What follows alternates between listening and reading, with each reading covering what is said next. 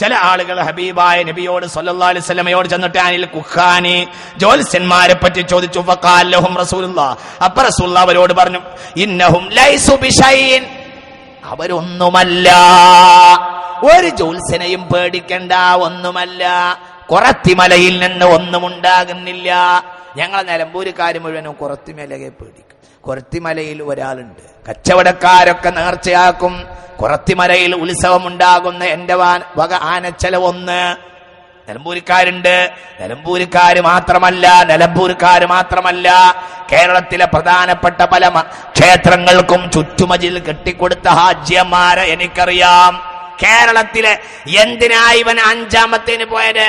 1ഉം 2ഉം 3ഉം കഴിഞ്ഞ് 5ഉം കഴിഞ്ഞ് ഹാജിയാകാൻ പോയത് എന്തിനാണ് ഈ ഹമാക്കത്ത് പിടിച്ചവൻ ഹജ്ജിന് പോയത്? എന്താണ് മനുഷ്യന്മാരെ ഇവന്റെ ഹജ്ജ്? എന്താ ഹജ്ജൊക്കെ ചെയ്ത് മടങ്ങി വന്നിട്ട് ചെമ്മാട്ട ഹാജിയമാരെ കോഴിക്കോട് ജില്ലയിലെ ഒരു ക്ഷേത്രത്തിൽ എല്ലാ ദിവസവും കഞ്ഞി പാരുന്ന ഹാജിയരെ ഞാൻ കേട്ടിട്ടുണ്ട്. ചെമ്മാട്ടുകാരൻ ഹാജി, മലപ്പുറം ജില്ലക്കാരൻ ഹാജി, ദീനിന്റെ നടുക്കഷ്ണമാണ്. മലപ്പുറം ജില്ല എന്നാണല്ലോ വെപ്പ്. എന്തിനാണ് മനുഷ്യ നീയൊക്കെ പോയത്? ആരാണ് മനുഷ്യ നിനക്ക് ഈ 10 പറഞ്ഞത്?